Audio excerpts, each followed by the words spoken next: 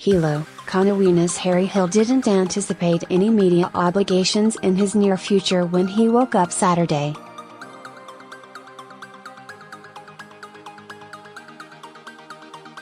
In fact, the unassuming place kicker had to be coaxed out of the locker room by quarterback Austin Ewing for a post-game talk.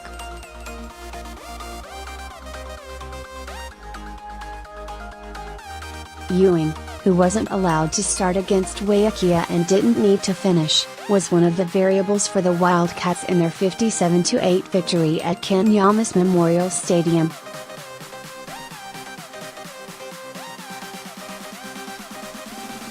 Hill was one of the constants for Konawaena, 5-0 BIIF Division II football, 5-2, putting his mark on the state record books by nailing a 58-yard field goal on a free kick to close the first half.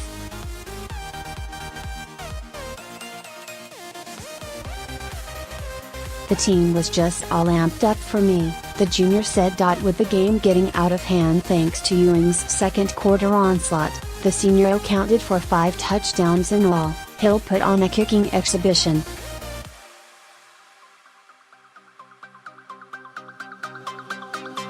Aided by a wind at his back and Waiakea's field turf, he routinely boomed his kickoffs to the uprights, a distance of 70 yards.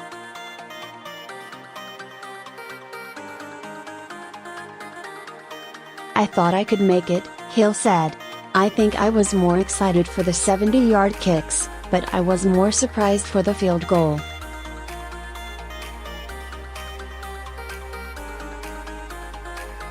According to the Honolulu Star-Advertiser, the state record for a field goal is 57 yards, accomplished first in 2009 by Hilo's Christian Dag against Kamehameha and matched in 2013 by Kailua's Nia Graham in an Oya game against Kaimuki.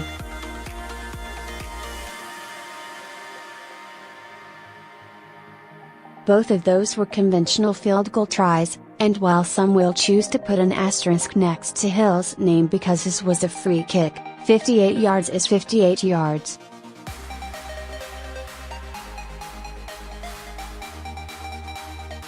Hawaii Prep's Alex Frost made a 53-yard field goal in 2015 against Hilo.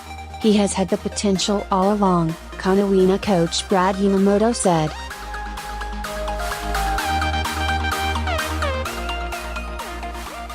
"We've been kicking on a muddy field, and I think he felt great on the turf."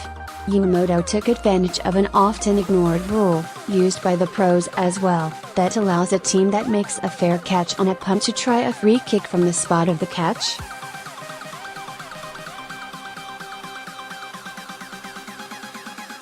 Hill simply lined up for a kickoff from the Warriors' 48 and blasted away. "We kind of talked about it last year, but we never needed it," Hill said.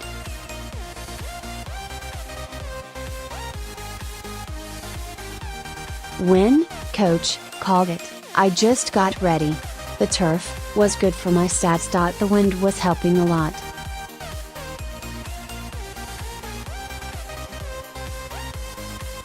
Ewing missed the first quarter because of what Uemoto called minor rule violation, and Konawaena was sluggish offensively on its first 4 drives, clinging to 6-0 lead on Paka Cacoulidis' 48-yard interception return.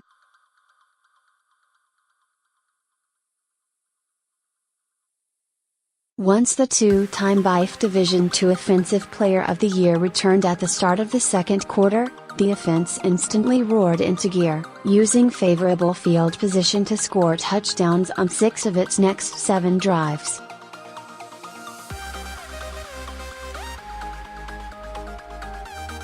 "The suspension happened at the last minute, and we never fully prepared without him," Uemoto said.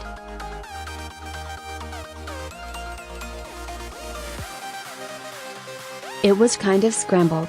Ewing finished 13 of 22 for 177 yards and touchdown passes to 4 different receivers: Herman Kihe, Chauncey Mariani-Lewis, Tyler Labarios, Ka'anori Rivera-Kelekolio.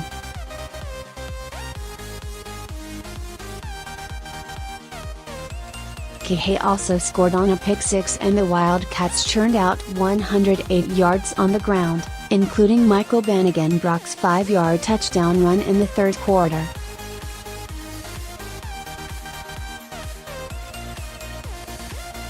"Yes, it's like flipping the switch, with Austin in there," Uemoto said, "but we need to get more dimensions without him."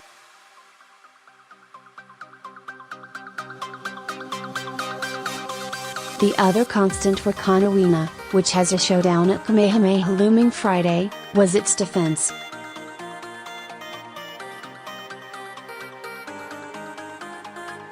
On homecoming, the Warriors, 0-5 BIIF Division I, 1-7, lost their 7th game in a row, finally ending a stretch that saw them get outscored 152-0 when quarterback Noah Eblacas scored on a short run after hooking up with Kingsley Kalili on a couple of circus catches.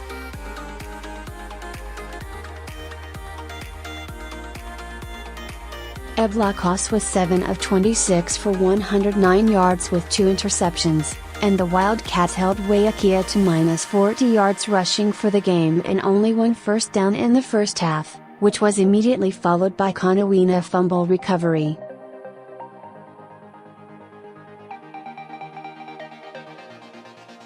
"The defense has come around big time and that's a credit to the staff for coaching up the positions," Uemoto said.